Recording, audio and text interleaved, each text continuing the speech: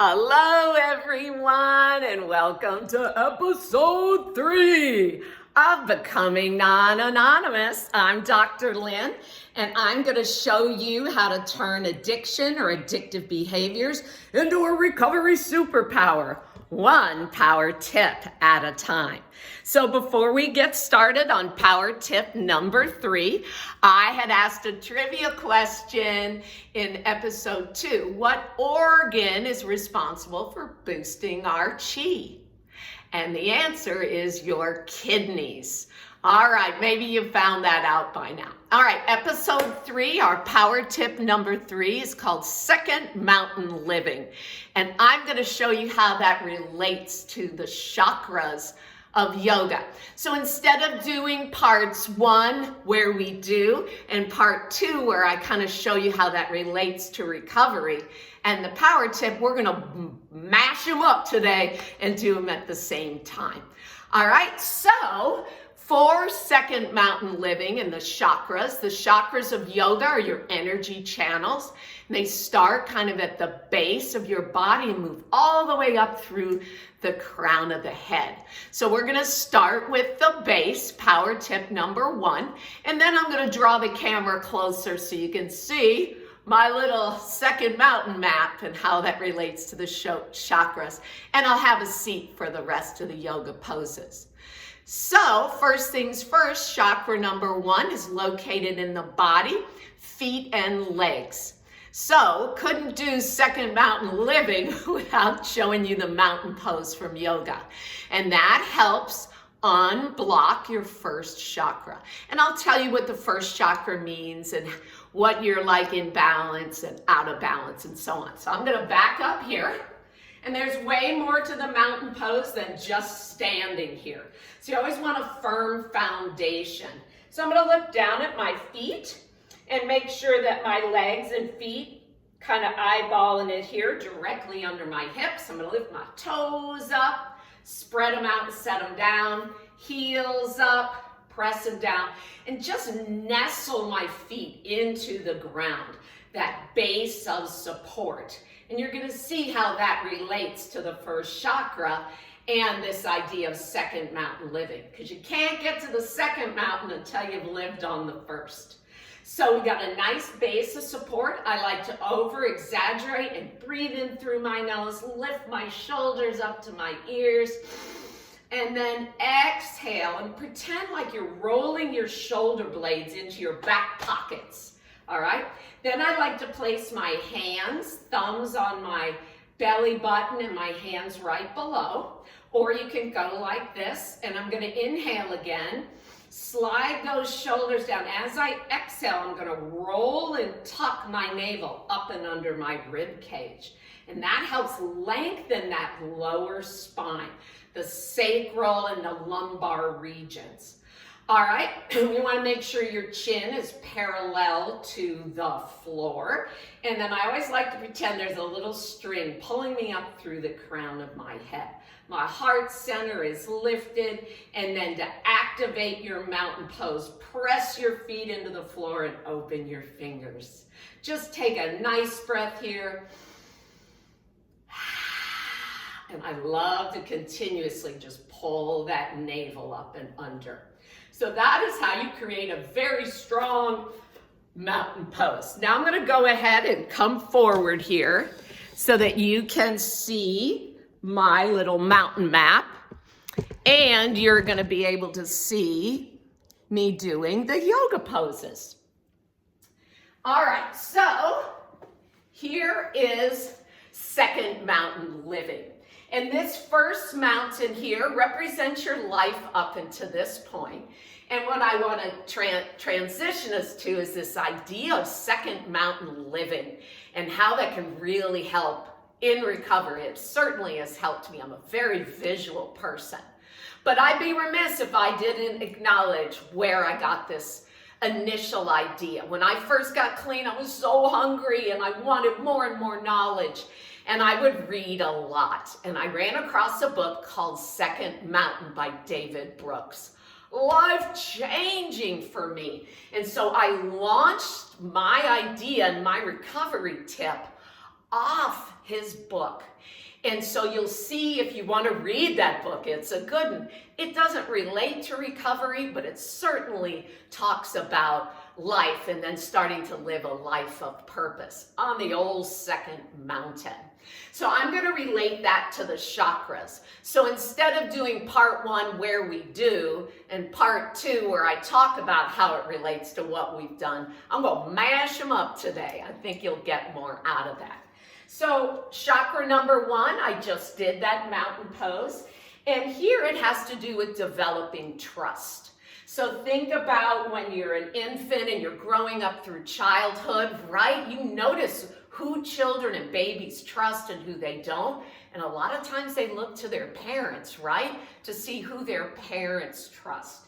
So a lot of times if you're out of balance in that area or you have to transition through it, there's fear and anxiety. And so establishing that strong foundation in that mountain pose, connecting feet to Mother Earth, that yin energy, that cool, supportive, and nurturing energy, right? So that's what you can do to unblock that chakra. Just one of the many poses you can do there. The second chakra is located in the genital or pelvic region of the body, and that has to do with sexuality and creativity. And I put those two words together here, sex and create. And I also think about the creation of life at this point. But here it has to do with more of your teenage years, according to Dr. Lynn, first and second mountain related to the chakras. You see this teens, and teens kind of moody, right? And so what we're going to do to help unblock or clear that chakra is do what's called bridge pose. So if right now in your life, a lot of us maintain kind of this moodiness or this uncertainty, trying to discover who we are, understanding puberty and sex and sexuality can be very challenging.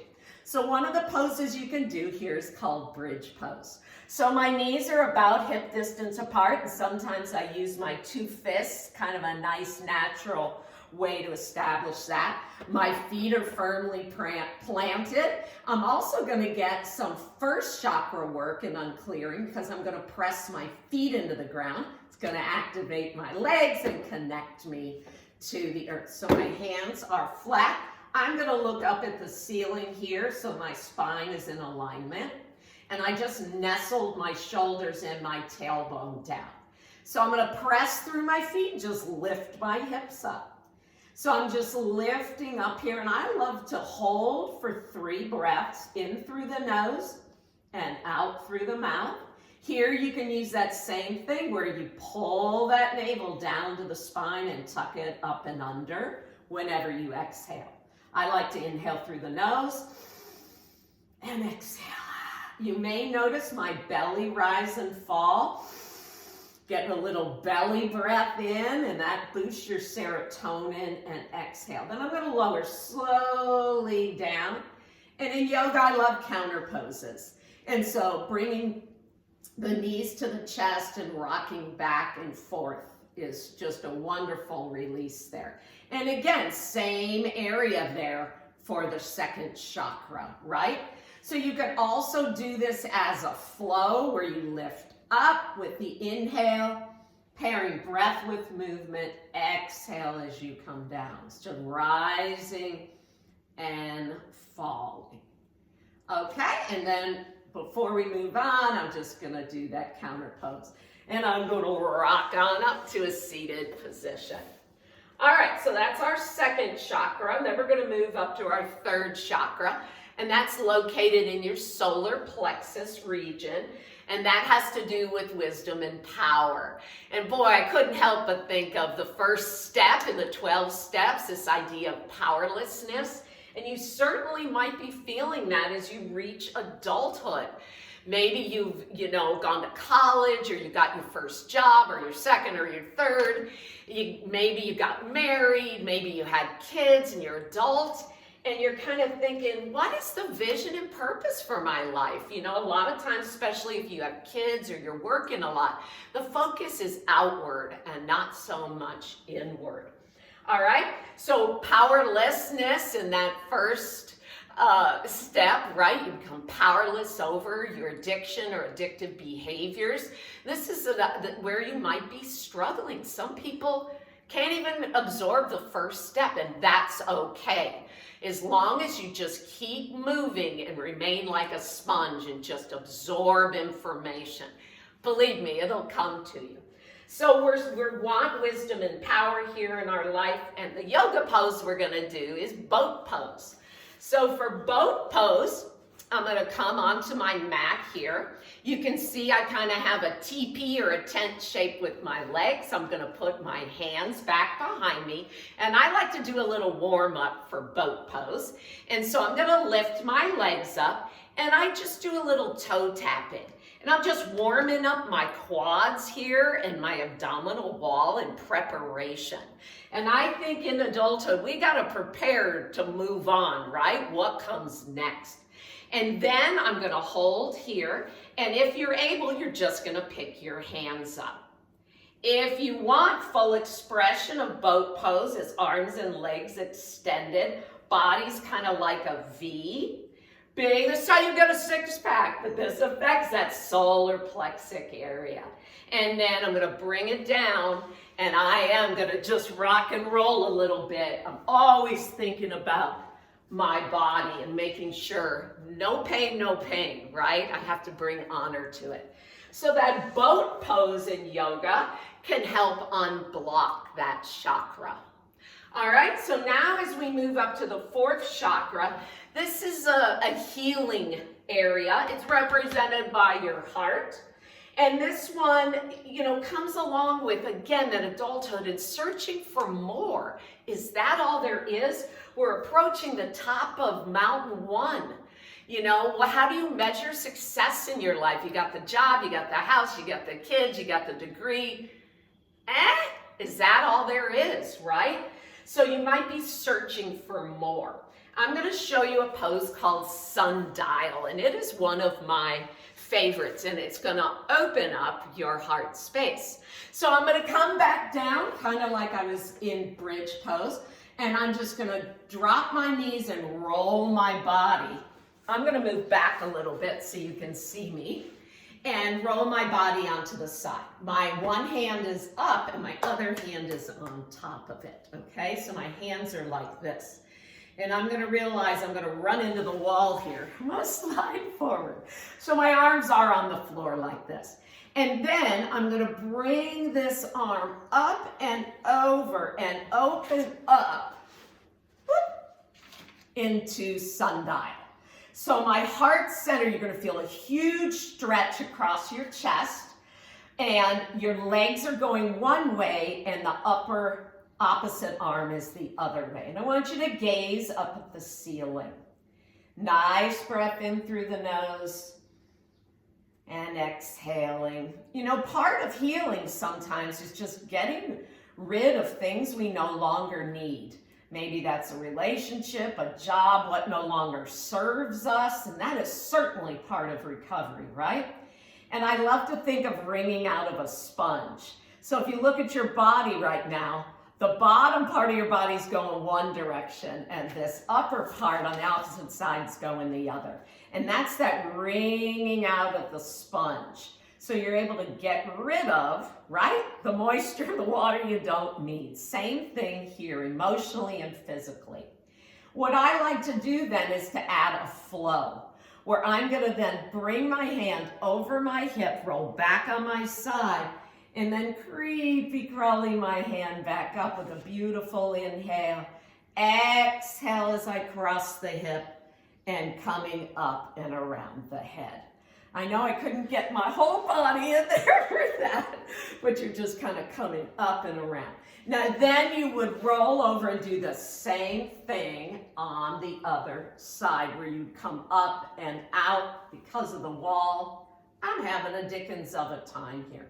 But I usually hold the first one, position for 3 breaths, In through the nose, out through the mouth represents one breath.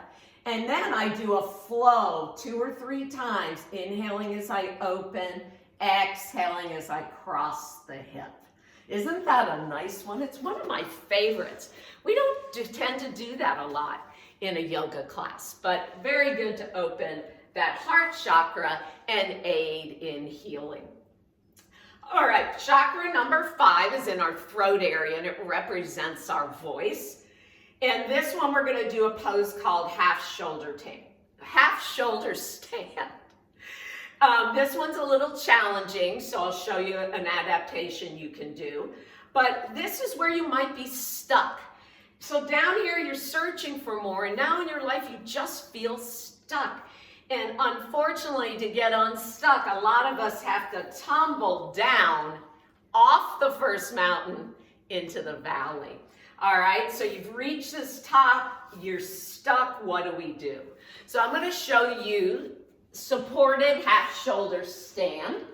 So a lot of these poses we're doing today are on our back. So you can start here like you were in bridge pose. And I'm going to bring my legs up first like I'm sitting in a chair on the floor. You could stay here or try to pick your legs up. I warm up with a bicycle pedal.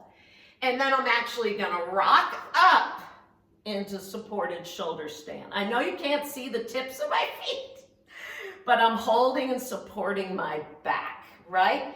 If you can't do that full pose, just put a pillow or a block under your back and just lift your legs up. The idea though with supported shoulder stand, I'll do that again and come up, is to put the pressure and the weight behind the shoulder blades, and that's would open up your throat chakra or your voice.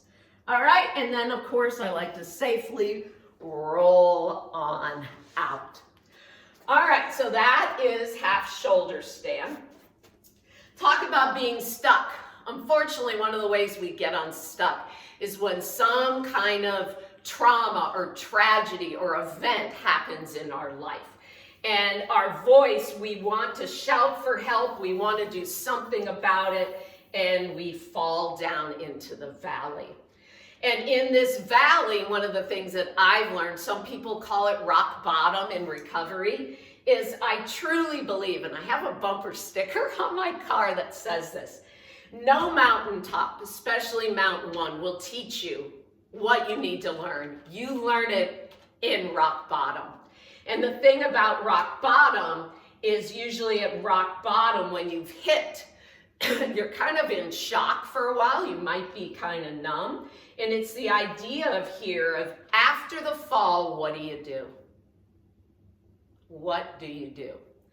So for me, the idea was if I just stand up and change what I'm looking at, just get up. So the idea of get back up again, you can knock me down. I think of that little punchy thing and he comes back up, where you can, that to me is a resiliency in itself, right? To keep getting back up. And the other thing I realized when I fell in rock bottom, I wasn't alone. The God of my understanding had been waiting there with open arms saying, Lynn, because unfortunately, as I came up through these first mountain, I developed a drinking habit that became a heavy drinking habit with blackouts, binge drinking, to the point where when this biggest fear of my life happened, down I went. And I crossed the line into alcoholism. And the beauty of that is where I am today, almost 13 years clean. But I still go through things. This second mountain cycle can keep continuing.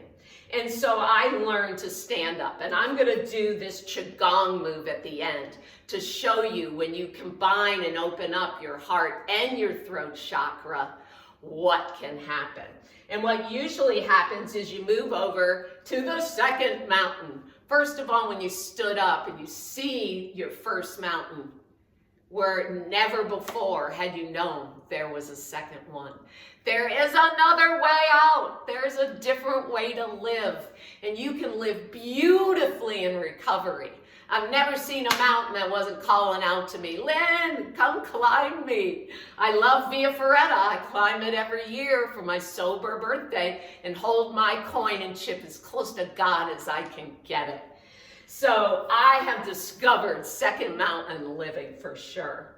And this represents chakra number 6, and that is your third eye. And I'm going to just show you a little bit of a massage that you can do for your third eye to open that up. And it's having dreams and visions beyond what success or the world rates success at. What do you want? Maybe you go back to those childlike dreams that you had, right? What did you want to do or be? Or now, what do you want to do or be? So I'm going to show you this third chakra. And I take my index and middle finger right here where my third eye is. And I'm going to slide up. You can use lavender lotion or oil if you want. I take my 2 fingers and then I pull to meet at my temples. Let's pair that with the breath. I'm going to close my eyes. Inhaling and exhaling. Inhale. You can do this laying down, you can do it sitting up, but it's just a way to activate that awareness. And I know in my recovery, my senses were alive. Things smelled different, tasted different. I woke up at the bottom there and went, what the heck? I gotta leave this first mountain behind. There is way more going on over here. And so that brings us to the 7th chakra. That's the crown of your head. You also can see, I didn't mention, there are colors, lotus petals, animals, smells, sounds, all the senses that go along with each chakra. So look that up. I didn't want to do too much today. All right, so then you get to spirituality. And there's 2 poses here that I really like to do. But this is where you find your true self. And not only do you find yourself, but you find your purpose. And you begin to transcend this entire first mountain and live and walk and breathe and speak in your purpose. And I'm here to testify, Connecticut, I walked, breathed, smelled, tasted, heard, and saw my beautiful living purpose that made me aware of why I became an alcoholic in the first place, to leave the first mountain behind and to go and climb my second mountain. And what's beautiful about this, it represents spirituality. And a lot of people confuse spirituality with religion. I have a God of my understanding. It's the JC. And he is who was waiting there for me at the bottom.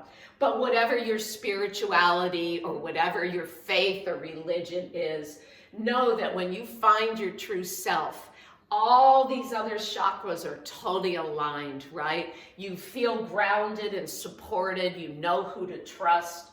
You have a healthy sexual relationship with yourself, perhaps others.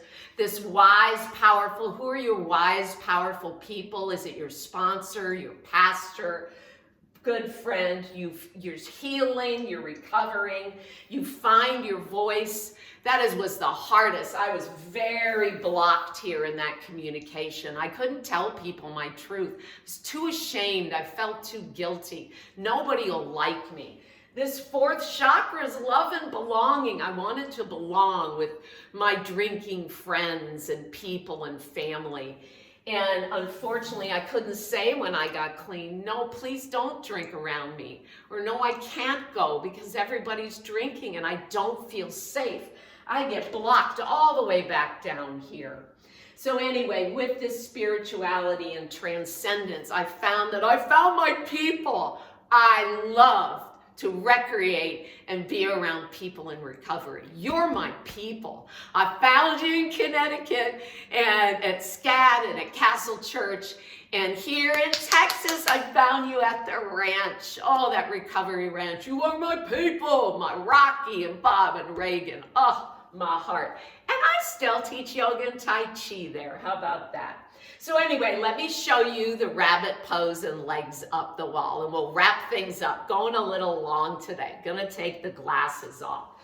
So for rabbit pose, You're gonna, if you're able to sit back on your heels, you can, but you don't have to. You can be on your knees. And you're gonna come forward, and I like to make a little tripod for the crown of my head. And I'm just simply placing the crown of my head into this little diamond-shaped tripod. This is rabbit pose. You can remove your hands and hold onto your heels. That'll put the weight more onto the crown of the head. That is where your 7th chakra is. But a lot of people, that might put too much pressure on your neck. So I love my little tripod. If you want to put a pillow there, a rolled up towel, you can do that too. And then the last one is legs up the wall. And we're gonna wrap up our 3rd chakra, our 3rd power tip. Whoop! And you just turn and put your legs up the wall. Oh my goodness. Now, if you have neuropathy or high blood pressure, I like to wiggle my feet a little. If this is too strenuous, I'm gonna show you how to do it on a chair real quick. And you can do legs on a chair.